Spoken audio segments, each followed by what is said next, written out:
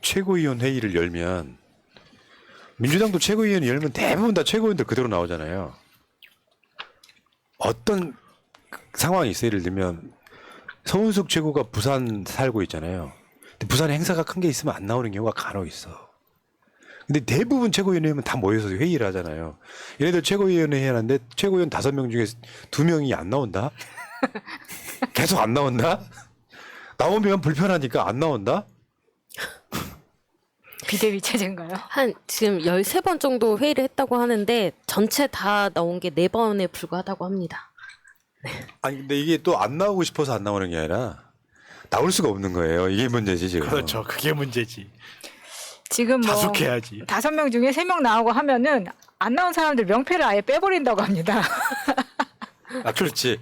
빈자리라고 인식하게 안 하기 위해서 마치 최고위원 다 모인 것처럼. 원래 자율학습 시간에 땡땡이 칠 때도 책상까지 다 빼면 선생님들이 잘 모르거든요. 많이 해보셨나 보네. 근데 또 여기에다가 김기현 대표는 기자들이 질문하는 걸 받기 싫으니까 최고위원 회의실에서 자신의 집무실로 바로 들어갈 수 있는 그런 리모델링 공사를 지금 하고 있다고 합니다. 얘들 리모델링 되게 좋아해. 거기도 수의 계약인가? 기자들과 안 만나려고 그때 대통령실에 가림벽 설치한 것처럼 그런 짓을 하고 있는 거죠. 이야. 리모델링 되게 좋아해 진짜. 좀 있으면 윤석열 차하고 김기현 차만 왔다 갔다 하나요? 진짜 그게 정부 여당에서 할 짓인지 모르겠네요. 자 봐봐요. 선출직 최고위원 5명 중에 조수진 벌써 까먹으시면 안 돼요. 밥 한 공기 다 먹기 운동. KBS만 말씀드리는데요. 우리가 지금 그 쌀 소비를 위해서 밥 한 공기 다 먹기 운동을 아유 조수진 밥 남긴 소리하고 자빠졌네. 기자 활동할 때 이름점 쳤던 바로 그 인간. 얘는 나오긴 나와. 근데 볼 때마다 부끄러고 웃겨. 오늘 식사는 하셨고 왔다 갔다 할 때마다 그럴까요? 기자들 보면 아유 식사는 하셨어요? 예, 한 고기 다 먹었습니다. 이럴 거 아니야. 그리고 김재원이는 5.18을 헌법에 넣는 거 반대. 제주 4.3은 격이 낮은 행사다. 그래서 이 김재원이는 내가 봤을 때 인간 자체가 나쁜 것 같지 않아요. 그저 일반적으로 보면 사람이 되게 오히려 수말스러운데 윤석열한테 잘 보이려고 너무 튀어가지고 지금 그런 짓거리 했다고 보거든요.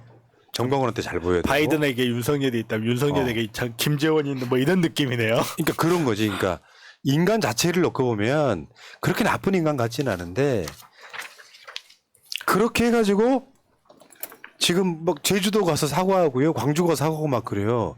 사과할 짓을 해야 합니까? 정치인이. 정말 굽신굽신 인사는 잘 하더라고요. 아니 근데 사람이 좋고 안 좋고 떠나서 아니 저는 개인적으로 그게 이건 정말 진심입니다. 제가 궁서체도 이야기하는데 정말 진심. 윤석열이나 김건희나 동네에 이런 형이나 이런 누나 하나 있으면 그냥 같이 놀긴 좋을 수도 있어요. 문제는 그 사람이 거기 있으니까 문제인 거지. 거기다가 이것도 뽑혔는데 태용호가 2등 하지 않았어? 2등이었나 3등이었나? 그래서 김재원 1등이 수석제고야. 예. 민주당으로 따지면 정청래야. 김재원이가. 정말 급 차이 나 보이네요. 완전 급 차이 나죠.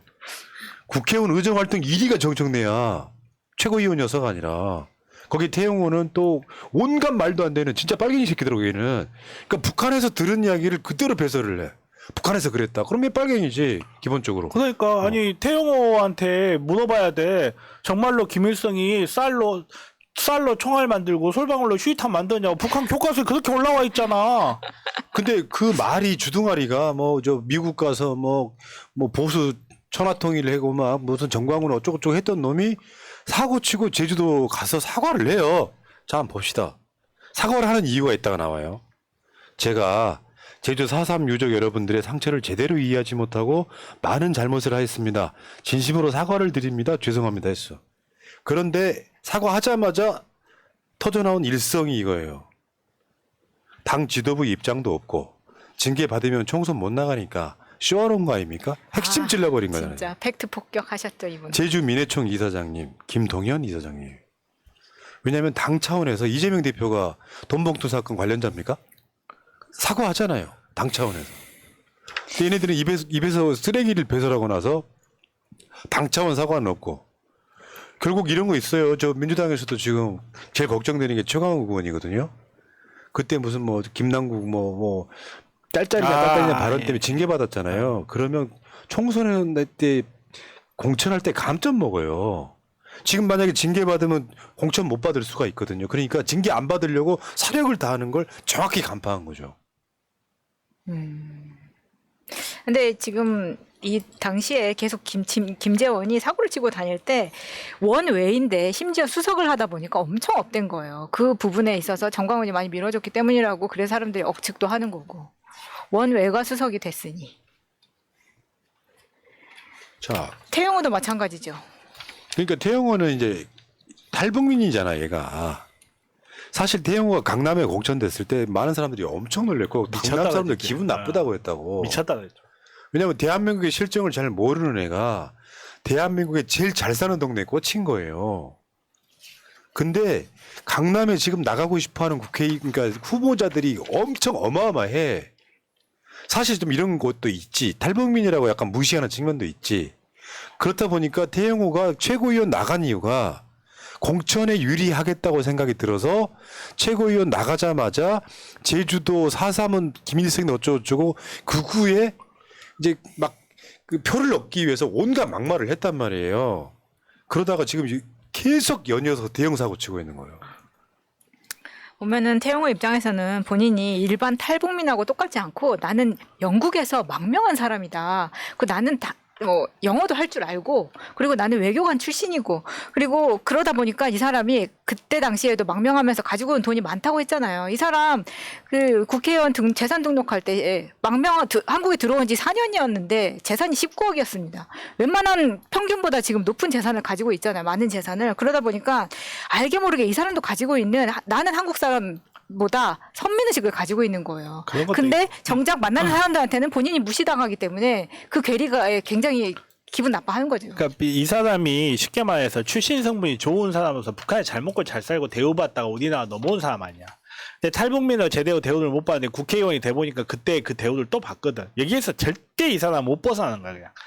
어떻게든 다음 정치는 해야 되겠는데 자기가 해놓은 곳은 없고 그러다 보니까 주변에 사람들 보면 그런 이야기만 한 사람들 모여있잖아요, 지금. 그것도 국민의힘 당원 선거 100%를 해버리다 보니까 대한민국 과학 30%만 모여가지고 의견을 형성해버리니까 끝간데 없이 끝까지 가버리는 거죠. 그래도 정치를 하면서 오랫동안 정치하면서 서민 대중과 맞닿는 사람들 4.3에 대한 국민들의 심정이라든지 5.18에 대한 국민들의 심정 뭐 예를 들어서 세월호 사건에 대한 국민들의 심정 북한에 대한 우리 국민들의 심정을 그래도 어느 정도 주고받았으니까 이 선은 넘으면 안 된다라는 생각이 있는데 이 태용호 같은 사람은 자기 주변에 있는 그 아주 좁은 인맥의 풀 내에서 사고하고 움직이다 보니까 그래? 4.3은 근데 김일성이네. 내가 김일성을 들었어. 마치 북한에서 넘어온 놈이 내가 들었는데 김일성이네.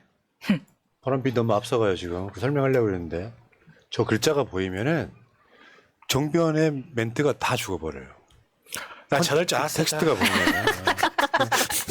그러니까 지금 김구 선생은 뭐 김일성한테 이용당했다는 건 전혀 사실 맥락과 완전 달라요.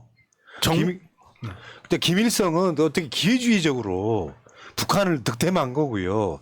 실제로 남한의 하나의 정부, 그러니까 대한민국의 하나의 정부를 세우겠다라고 하는 사람들은 어떤 계열로서 대부분 다 그런 생각을 갖고 있었던 거예요. 자, 어쨌건 뭐 지금 이번에 그 우크라이나 관련한 무기 지원에 관련해서 그러면 얘가 자숙을 해야 될 거 아니야. 그런데 또 튀는 거예요. 그게 이제 말하면 대량 학살에도 한국민이 가만히 있어야 되냐는 식으로 또 튀기 시작하는 거예요. 김구 선생이 김일성한테 이용당했다고 이야기한 다음에 자숙하겠다, 자기를 징계위원회에 보낸다를 했던 놈이 또 여기 한 번 더 윤석열 마음에 들려고. 이게 미친 짓이라는 거예요. 지금 국민의힘의 최고위원들이 다 윤석열한테 줄 서가지고 최고위원이 됐는데 윤석열이 잘못하고 있으면 가만히 있으면 되거든. 국민적으로 지금 60% 70%의 사람들이 윤석열 미쳤구나 하고 있는데 또 나서가지고 있잖아. 대한민국 대통령하고 그건 이제 나중에 그거 보여줘봐요. 태영호 말 부끄럽게 해줄게. 대한민국 대통령은 세계 평화를 위해 노력해야 하는 의무를 지닌 주요 유엔 회원국 지도자로서 한반도를 포함하여 세계 그 어디에서도 핵전쟁을 포함한 비인도적 민간인 살상이 일어나는 것을 막기 위하여 모든 것을 다할 준비가 되어 있다는 발언을 할 수 있고 또 마땅히 해야 한다. 이 기회에 민주당에 묻고 싶다. 민주당의 입장은 그 어떤 곳에서도 인류 사회가 도저히 묵과할 수 없는 대량 학살이 일어나도 대한민국은 팔짱 끼고 가만히 있어야 한다는 말인가. 여기서 빠진 게 하나 있죠. 자국민에 대한 내용이 없는 거예요. 그러니까 예를 들어서 뭐 인권 문제에서 우크라이나 국민은 생각하지만 자국민이 빠지는 경제적 뭐 전쟁 이런 부분들에 대해서는 한마디를 생각하고 있지 않다는 게 문제인 거죠. 미국이 1차 세계대전에 참전했을 때도 유럽에 사람이 많이 죽어서가 아니라 독일 놈들 잠수함이 지네들 배를 침몰시켜서고 2차 세계대전에 참전한 것도 다른 이유가 있어서가 아니라 일본 놈들이 갑자기 와갖고 진주만 후대 치니까 참전을 한 거고 다른 나라에서 무슨 일이 있었건가요? 물론 인류 전체에 대한 공통의 범죄라는 걸 상정을 할 수도 있겠지만 방금 좀 전에 이야기했잖아요. 마차님 저 만지면 고소할 거예요? 말도 안 되잖아. 뭔 소리 하겠어. 나 미친놈이거든지. 그 내가 가정법에 대해서 말도 못해요 이러면. 자, 어쨌건 윤석열한테 줄 서가지고 선출된 수준 낮은 지도부가 사고 치는데 이걸로 끝나겠습니까? 태생이 그런 건 윤석열이 안 바뀌는 것처럼 태영호가 변하겠어요. 김재원이가 변하겠어요. 조수진이가 변하겠어요. 김병민이가 변하겠어요. 장해찬이가 변하겠어요. 안 변한다니까요. 얘네들이 총선 치러야 돼. 걱정된다 진짜로. 여러분 제가 애견하는데 총선 전에 비대위 꾸려집니다. 여기까지. 그거 저도 할 수 있을 것 같아요. 여기까지.